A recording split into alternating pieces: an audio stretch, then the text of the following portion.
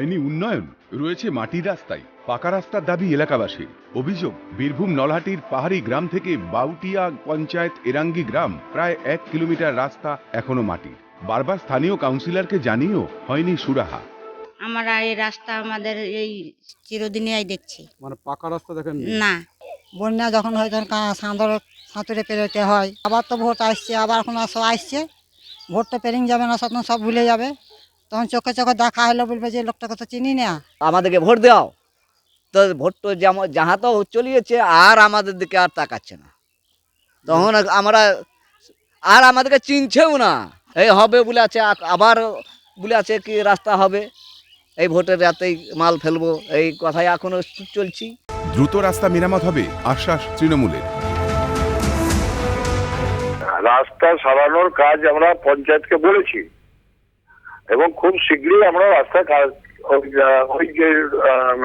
ওই মুখ থেকে এরাঙ্গি গ্রাম পর্যন্ত আমরা রাস্তা ঠিক করে দিচ্ছি পঞ্চায়েত দিয়ে। প্রতিবাদে সরব বিজেপি। দিনের পর দিন এই রাস্তাগুলো বেহাল অবস্থায় পড়ে আছে এবং প্রতিনিয়ত দুর্ঘটনা ঘটছে, প্রাণহানি ঘটার আশঙ্কা থাকছে। আমরা এই সরকারের এই রকম নীতির বিরোধিতা করছি এবং ধিক্কার জানাচ্ছি। রাস্তা সংস্কারের জন্য ৩,০০০ কোটি টাকার বরাদ্দ করে রাস্তাশ্রী প্রকল্প নিয়েছে রাজ্য সরকার। সেই প্রকল্পের বাস্তবায়ন কোথায়? কবে ফিরবে গ্রাম বাংলা থেকে শহরতলির রাস্তাশ্রী? কবে বন্ধ হবে রাস্তার জন্য বরাদ্দ টাকা নিয়ে দুর্নীতি? অপেক্ষায় আমজনতা। বীরভূম থেকে ভোলানাথ চক্রবর্তী রিপোর্ট, ক্যালকাটা নিউজ।